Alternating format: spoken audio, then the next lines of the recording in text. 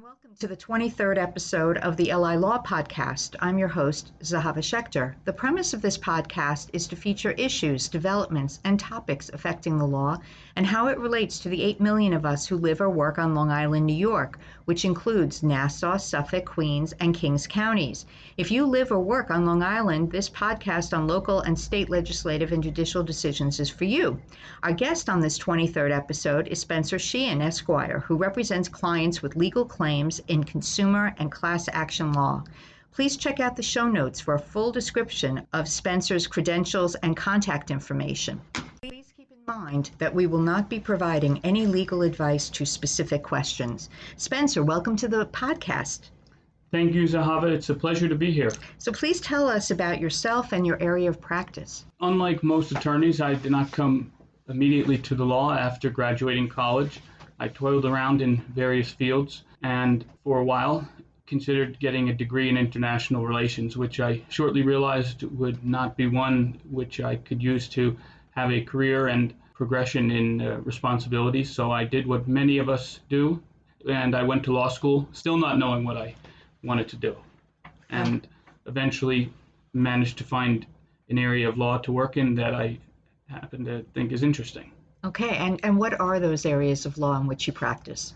Those areas of law involve the very petty slights that we all have to suffer each day, and we often think that there's nothing we can do about them because maybe it's just $1 or it's just a 1-month charge that we were unable to reverse on our credit card, or maybe it's the building that didn't give us our parking spot that we were entitled to because we were disabled.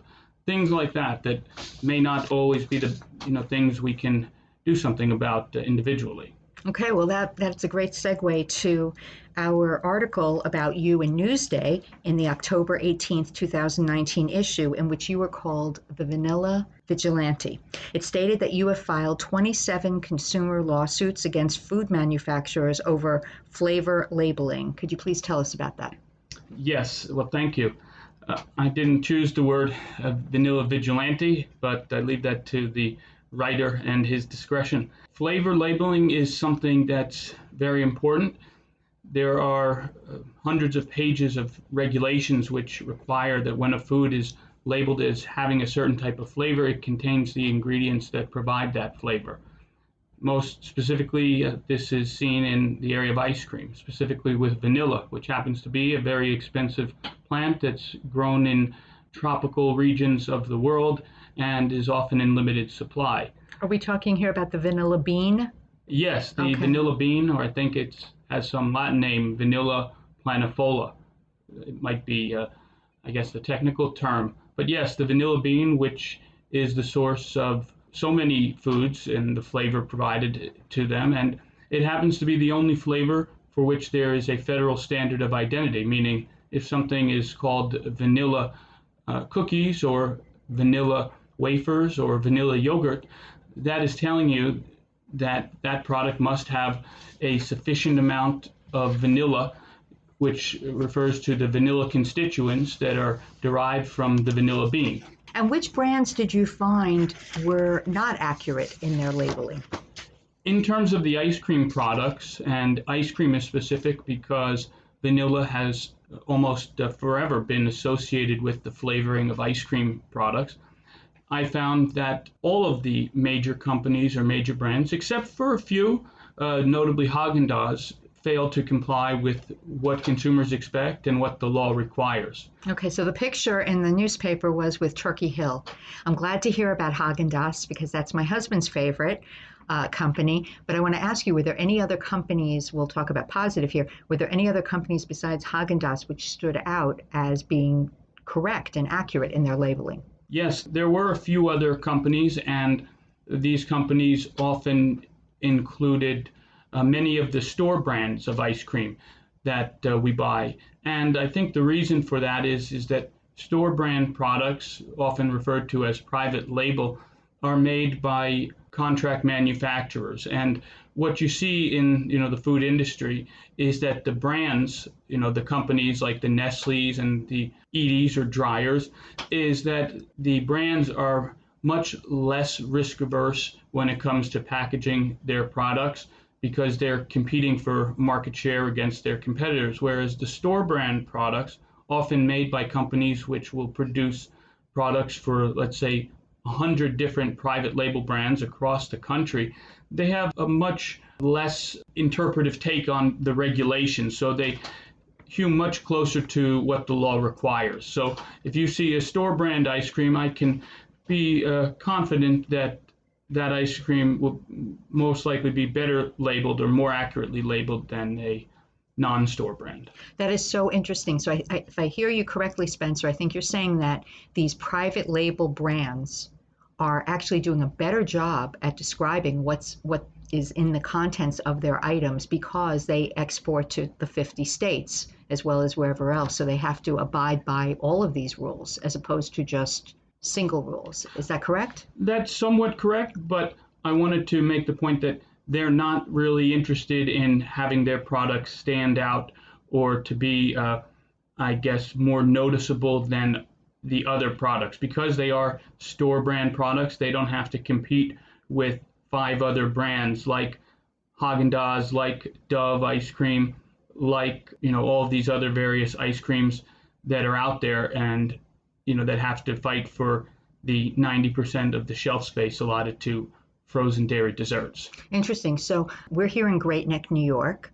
Locally, are there any private label brands in the stores which in your research has shown to be very good ice cream? I can't speak to the quality of the ice cream and the taste. Unfortunately, I haven't tried all of them. But in terms of the labeling of the products, I can say that the ice cream right here at the local Best Market, soon to become, I believe, a Lidl, is accurately labeled with a clear, transparent declaration of the presence of artificial and or natural flavors right up on the front of the label where you can see it. No attempt at deception. And that's a stark contrast to the picture of the Turkey Hill ice cream, which is on the Newsday article. Yeah, very interesting. So how does the FDA, the Food and Drug Administration, get involved here? Doesn't the FDA watch and control the quality of these products? Yes, that's correct. At a fundamental level, the FDA, as the Food Safety Organization, among other roles, does control the quality of the product. And they control it, and they're more focused, or at least right now, on whether or not the food is made in compliance with safe manufacturing practices. Oftentimes we'll see on the websites or on the news a recall for maybe salmonella or some other pathogen or bacteria that somehow made its way into the distribution chain. So the FDA is very focused on product safety. As to product quality, it's organoleptic, sensory, and other characteristics, which we refer to as taste or flavor. That area, they're less involved, at least today, and that's because of focus on issues that are, for good reason, significantly a higher priority, like vaping, like the cannabis-based products, and obesity, among others. In terms of these products, obviously it doesn't make sense financially to represent one consumer in an action where you have food mislabeling or mislabeling of contents. So I presume then we're talking about a class action lawsuit. And I would ask you to tell our listeners, what is a class action lawsuit, if it's a good thing or a bad thing for consumers, and how do you start one? Well, a class action lawsuit normally ends when you receive that postcard in the mail telling you that your Kenmore appliance is eligible for a free repair at the Sears stores that's no longer open anymore, and you'll most likely just throw it out. But in most instances, hopefully you'll be able to derive some benefit from a class action case, although the benefit, depending on whether or not you fill out that postcard in the mail, may not be something that you'll be able to put your hands on. It'll be a higher level of adherence to product quality, a higher level of product composition, and it's a check to ensure that the rights of consumers are accurately protected against the unfettered rights of the companies whose products and services we buy and use every day. Okay, so in a class action lawsuit, an attorney or a group of attorneys, I believe, represent consumers, plaintiffs, who are all in the same situation. They all bought the ice cream. They're all complaining about the quality or the contents of the ice cream. Correct so far? That's exactly right. And how does the attorney get paid if you have 1,000, 10,000, 100,000 clients? Well, that's another important question, because if an attorney couldn't get paid, then an attorney couldn't do this type of work. But the way that an attorney will get paid is in the event that the issue is resolved, often referred to as being settled, then the attorney's payment and compensation will be paid by the company that committed the allegedly wrongful or misleading acts.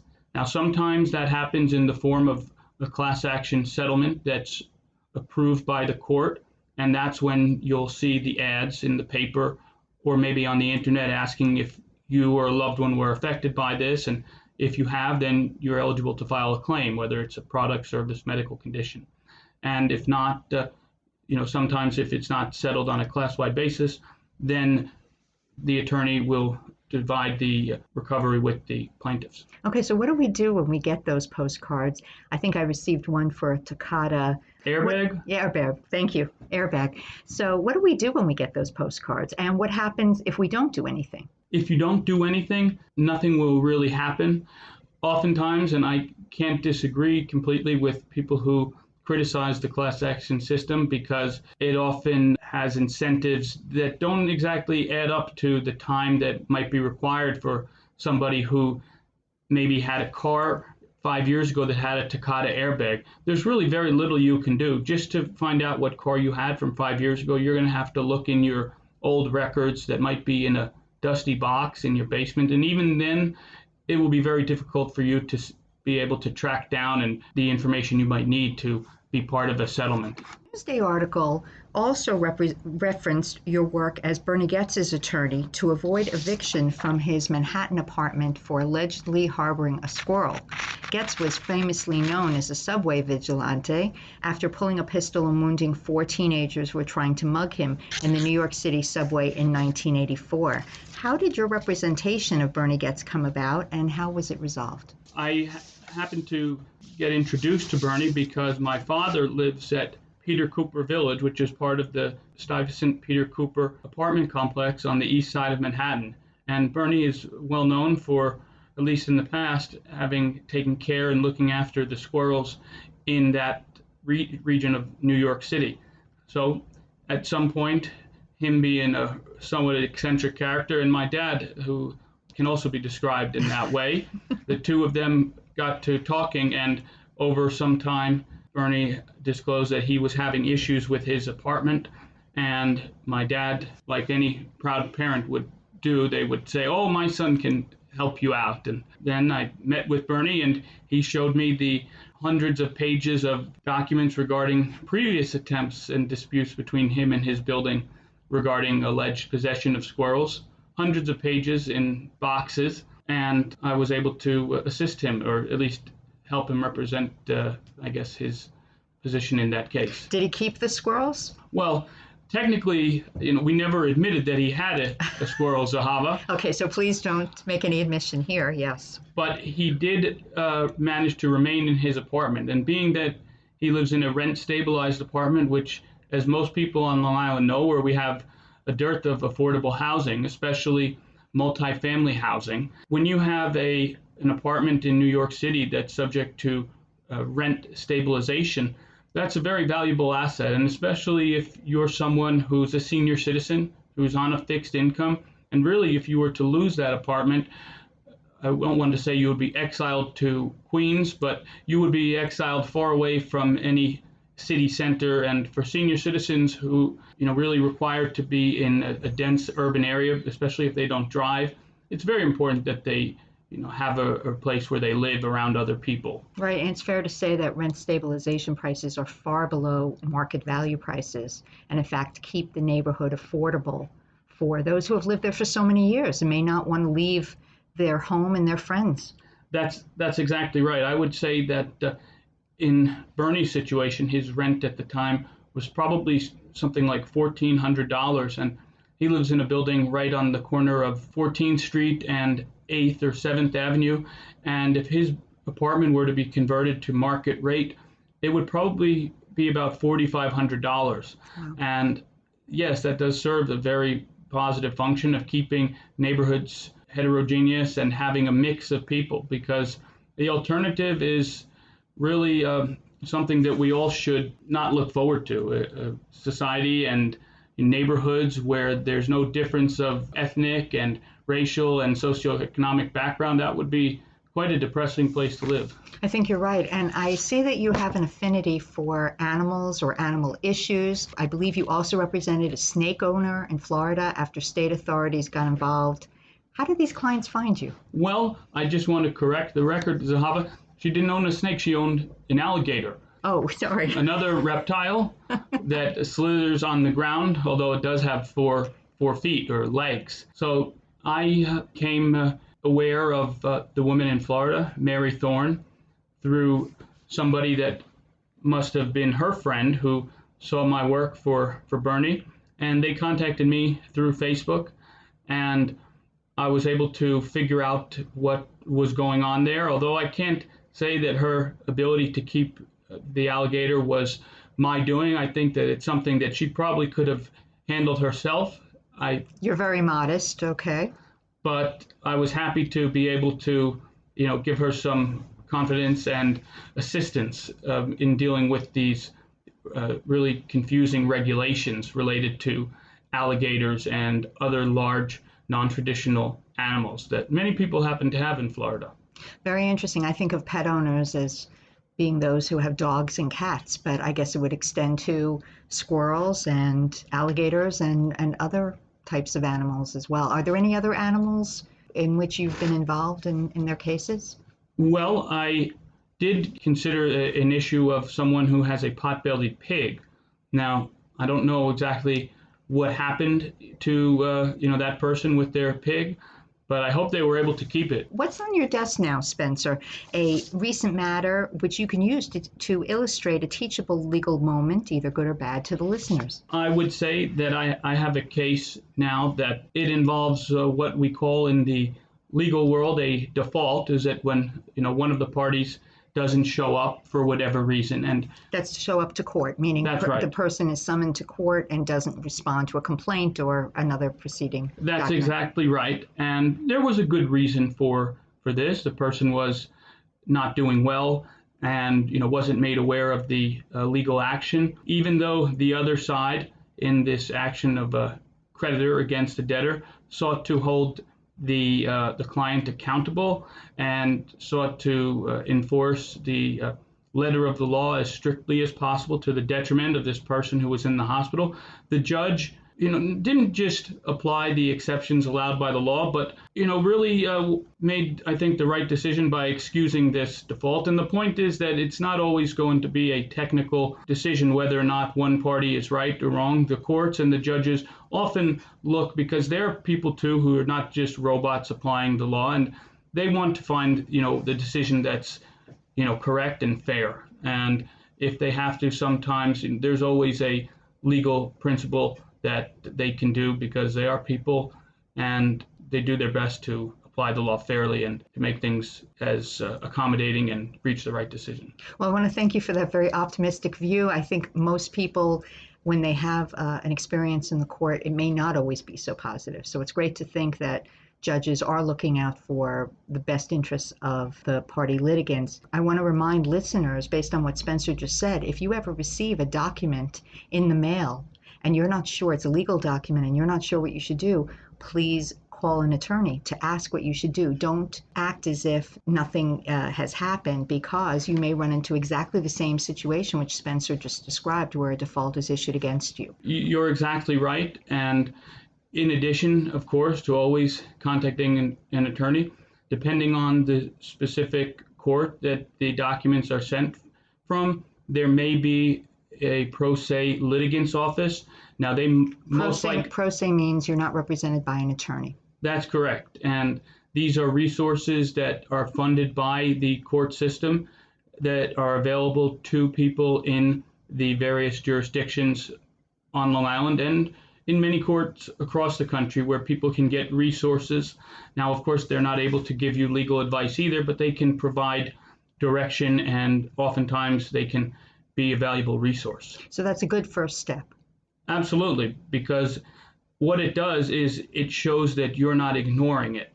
You can then go to the judge at some point and say, I didn't ignore this. I went to the pro se office, 3 days after I received it in the mail, and I spoke to Jeanette, who told me to go here. And the judge will want to hear that because it'll show that you're not just disregarding official documents. Spencer, is there anything else you want to say to our listeners? Thank you. Yes, the one thought that I would just like to leave the listeners of this podcast with is that oftentimes we do find ourselves on the other end of a situation that seems manifestly unfair. This might be something so simple as when we sign our cell phone contracts and then we give away our rights to demand better service.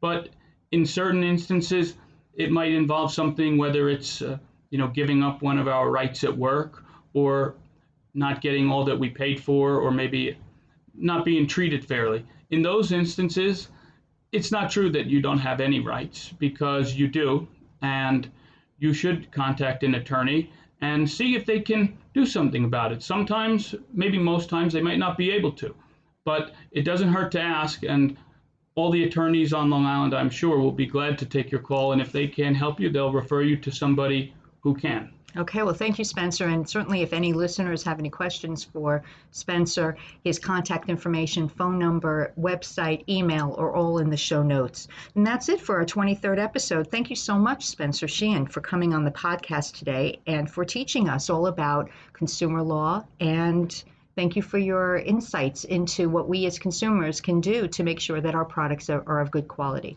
Thank you, Zehava, for having me, and I look forward to listening to future episodes of your show. Okay. And to our listeners, be sure to download this podcast on iTunes, Google Play, Spotify, Stitcher, or wherever you get your podcasts. And while you are there, we would greatly appreciate your rating us with a review that might start.